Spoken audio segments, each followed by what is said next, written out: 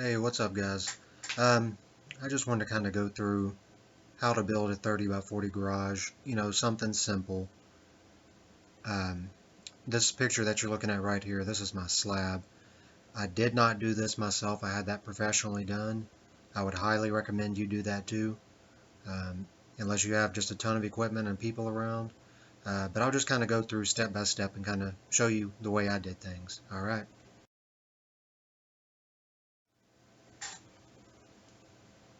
All right, for this second picture, each one of these pictures is going to represent one day of work. Most of the work I did by myself. I did hire a worker that I paid 10 bucks an hour to kind of help me do some heavy lifting and whatnot. As you can see, it's very standard framing. Keep it simple. I didn't want any windows. Guy down the road from me has windows. All of his are shattered from hail. I'm good. I don't need them. Um, your garage headers, you want them to be about an inch and a half wider than 8 feet, whatever size door you want, 8 or 9 feet, whatever. Looking back, I probably do 9 feet. Um, if you want like more information on all of the framing, I'm sure you can find tons and tons and tons of videos. One thing that I would recommend looking back is putting the bottom piece of plywood on before you raise your wall and making sure you brace them really, really well, because that plywood will keep it all square, and it'll just turn out perfect. I was putting a lot of plywood on myself, and it kind of sucked to do it by yourself. It didn't kinda, it really sucked. So okay, we'll be moving on to the next picture here in just a second.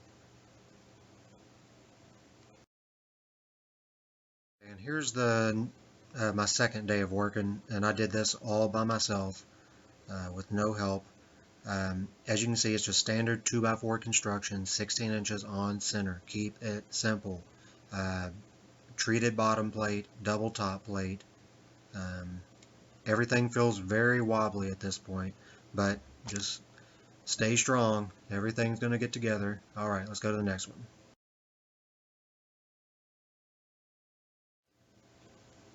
Okay, so I think this is the part where most people kind of freak out, is putting up the trusses.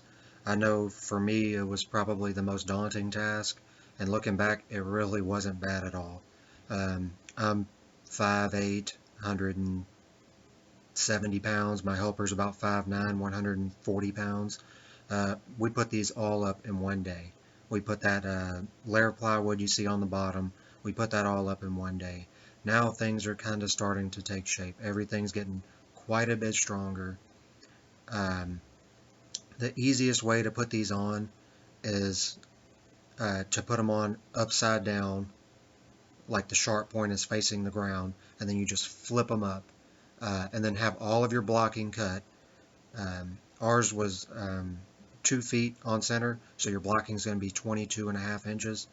And I had all of it cut, so when my helper came, we just did it, knocked it out.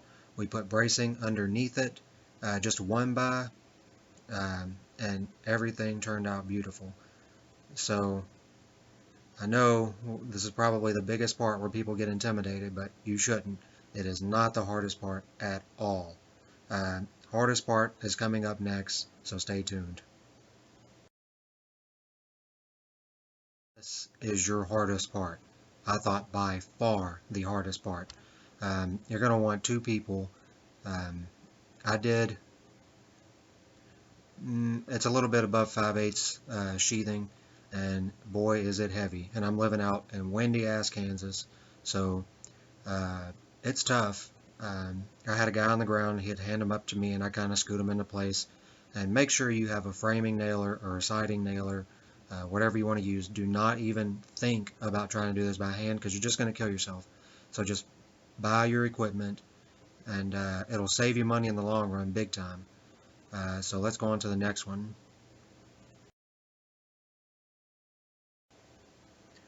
Alright, so you can see my little helper here.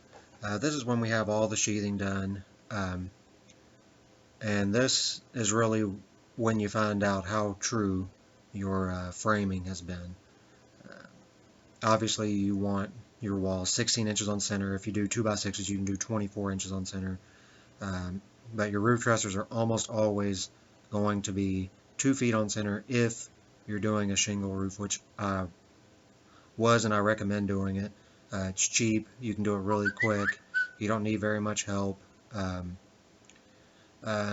as you can see up on the top there, it's not tar paper.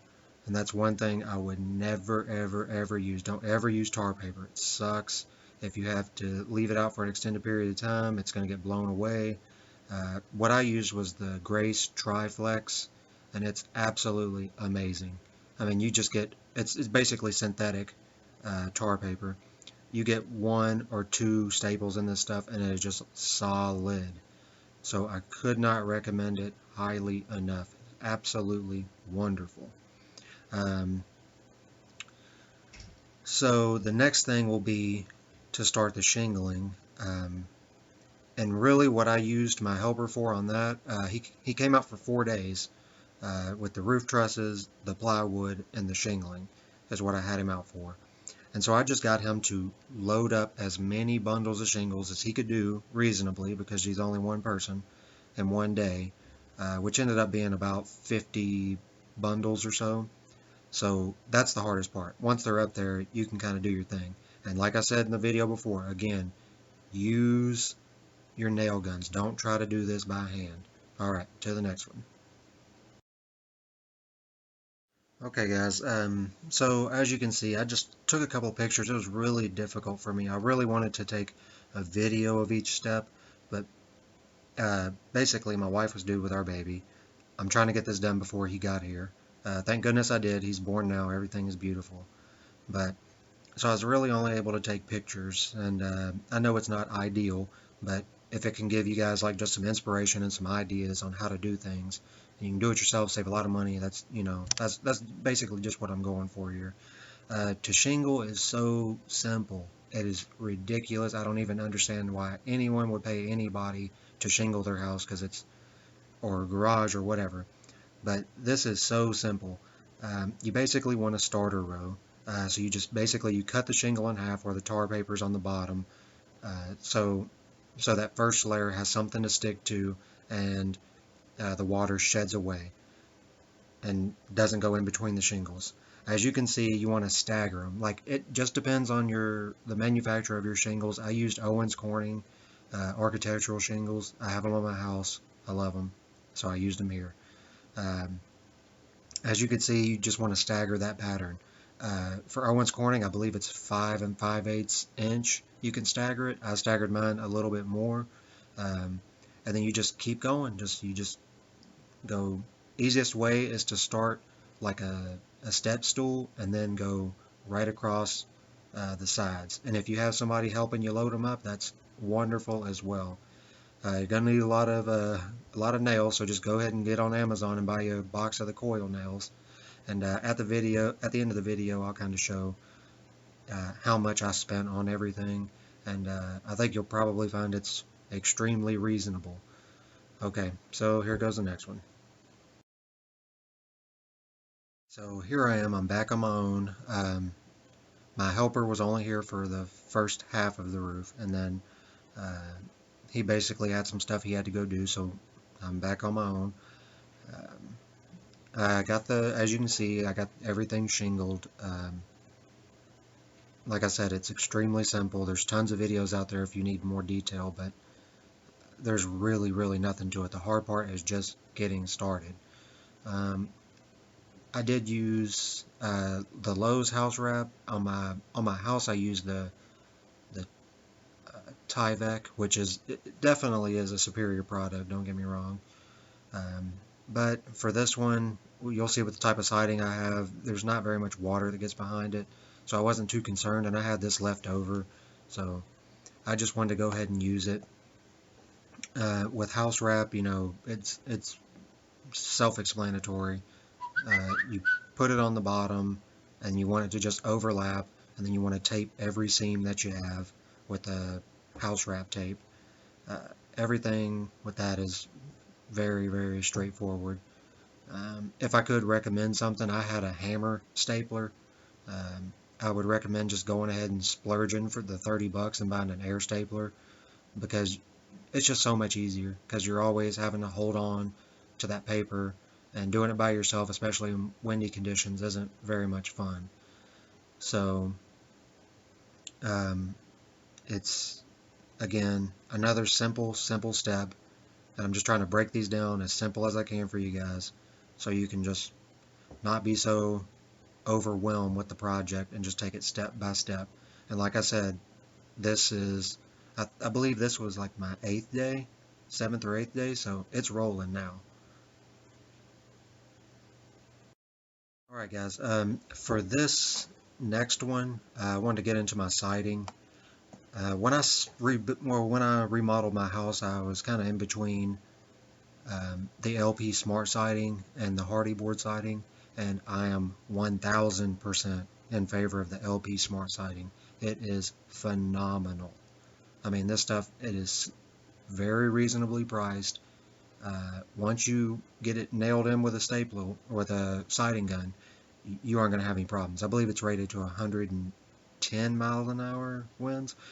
Um, and as you can see, I did all of this by 100% by myself. I used 1x4s on the corners as trim, um, and you'll see that in more detail in other pictures. And you can see those little green things I got there. They're called gecko gauges, and they're absolutely amazing. I believe I bought them for about 80 bucks on Amazon. Uh, they're wonderful. They keep all of your seams lined up. The hardest part is just getting that first row level. Once you get that first row level and you can get your gecko gauges on there, you're rolling. Took me 3 days to side the entire thing. So, and it's 30x40 garage. The hardest part was doing like the gable fronts and backs, because I had to get it on ladders and scaffolding and stuff like that. You do have to paint this stuff, but I don't mind at all. I'll paint it, and we can, probably paint it 10, 15, 20 years down the road, because this stuff soaks that paint like you wouldn't believe. You can hit it with a hammer, nothing happens at all. Hell, I've hit it with a sledgehammer just to see, and the stuff is just wonderful. Uh, so I'll let you guys see how it kind of looks when it's done, so let's go to that. So this side is done here. You can kind of see exactly what I did. It's pretty straight. There's one little spot where I made a mistake, but you probably wouldn't even tell if I didn't, or couldn't tell if I didn't tell you. So I just wanted you guys to see what one side looked like, and this took me about half of a day to do this. Now again, that's with the proper equipment and a siding nailer, which I absolutely recommend. So alright, let's go to the next one. Alright, as you can see, you see my little wood pieces there, the 1x4s that I put on there, and I just kind of trimmed around the garage doors. And another little thing that I did, I put the Z trim, the Z flashing, I put that above the wood, behind the house wrap, just so if anything came down, rain got behind the siding or anything, it would just go right off. And I did the same thing above the door. Put the door in because my framing was so precise. It was the best door I've ever put in, and I put in many. Doing it in a remodel, it kind of sucks. But doing it on a fresh, brand new slab was absolutely wonderful. It took me maybe 10 minutes. So the hardest part I thought about doing the siding was the gable sides, because you had to get those angles pretty precise. The easiest way I found to do it was I did a couple of cuts, and then once I found one that was close, I would just kind of trim it, and then once I had a template, then I just stuck with it on both sides. So that's the way I did it. There's a lot of other ways that I've read about doing it, about measuring the top and the bottom, then making the angle. But for me, it was the easiest way to do it like this. So, when you do it, you'll see. Alright, let's go to the next one. Okay guys, so here's the finished product. I painted it the same color as my house. I used Sherwin-Williams Duration paint. You can find a sale, usually about 3 or 4 times a year, where it's 30-40% off, worth every single penny. Once you use some other stuff, it's going to be absolute junk. This stuff lasts forever, especially on this LP Smart siding. You can see I got my garage doors open. I don't even want to go into that. It is very simple, but you can almost bet your first one is probably going to take you a day. I'd never done them before, and the first one did take me a day. The hardest part was the spring assembly, but once I kind of figured that out, the other one took me 2.5 hours. So.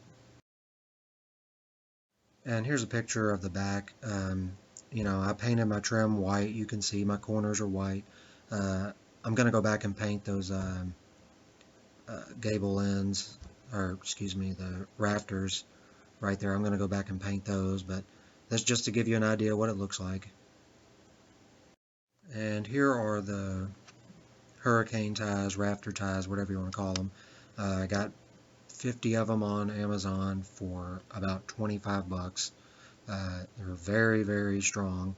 They're supposed to keep, I believe they're rated to about 110 mile an hour winds, so a little bit of extra insurance, what the hell. Just pay a little bit and hopefully they'll never have to use it, but I have them just in case. All right, and here's the inside. Nothing basic. It's just everything basic. I didn't do really anything. Um, you can see my car's in there already, and I have a bunch of my tools, and I'll just show you another angle real quick.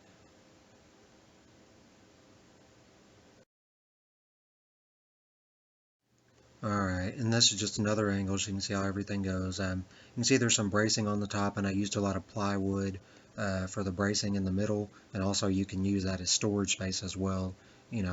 Uh, Even with my regular trusses, I have tons of storage space up there. So, alright, price breakdowns next. Just want to do a quick price breakdown on everything. Um, let's see. The concrete was by far the most expensive thing at $9,000, but I didn't have the expertise or the equipment to do that stuff, so it's just the way it goes. Sometimes you got to fork out a little bit of money. The wood was $1,500, so pretty cheap. The doors $800.